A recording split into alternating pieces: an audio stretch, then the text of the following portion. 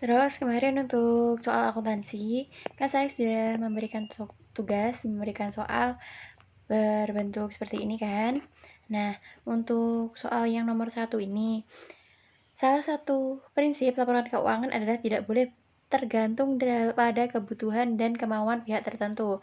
Nah, perlu kalian ingat-ingat kembali kalau untuk laporan keuangan kan ada banyak prinsip-prinsipnya, ya kan? Yang pertama itu mungkin ada daya banding, terus ada tingkat relevan, terus ada lengkap enggak sih pelaporan keuangan tersebut, terus netral enggak, memiliki daya banding enggak, terus bisa diuji enggak, dan lain sebagainya. Nah, kalau untuk soal nomor satu ini, berkaitan dengan tidak boleh tergantung pada kebutuhan dan kemauan pihak tertentu. Nah, di sini kan sudah menjadi kata kunci kan sebenarnya kalau tidak boleh memihak, tidak boleh tergantung, itu berarti jawabannya adalah netral. Seperti itu.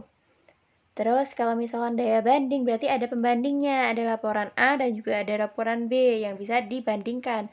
Terus kalau untuk relevan, gimana sih laporan tersebut relevan nggak kira-kira dengan keadaan yang terjadi saat ini? Seperti itu, dengan transaksi yang dilakukan oleh suatu perusahaan.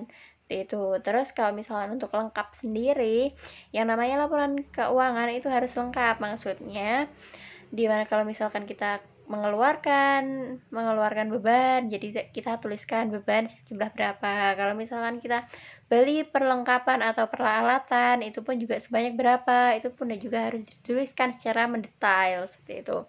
Terus misalkan untuk daya uji, kalau berkaitan dengan gaya uji sendiri pun juga bisa, yang namanya laporan keuangan pun juga harus bisa dipertanggungjawabkan, memiliki kredibilitas seperti itu. Terus kalau untuk soal nomor 2, modal awal sebesar 9.750. Terus pengambilan pribadinya sebanyak 450 dan juga laba sebanyak 1.750. Berapa modal akhirnya?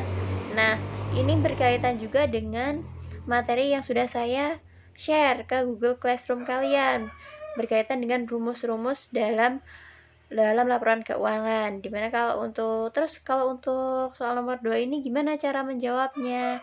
Nah, ini kan yang dicari adalah modal akhirnya. Jadi, kalian bisa menambahkan modal awal dan juga banyaknya laba itu dijumlah.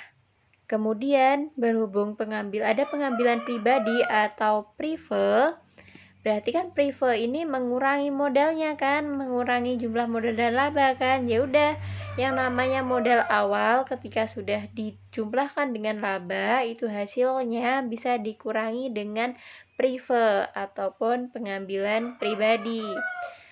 Oke, terus kalau untuk opsi jawabannya, di sini kan memang ada yang tipu. Seharusnya yang E itu 11.050, tapi di situ hanya saya tuliskan sebanyak 10 juta. Tapi sebenarnya yang benar tuh 11 juta, 11.050 seperti itu.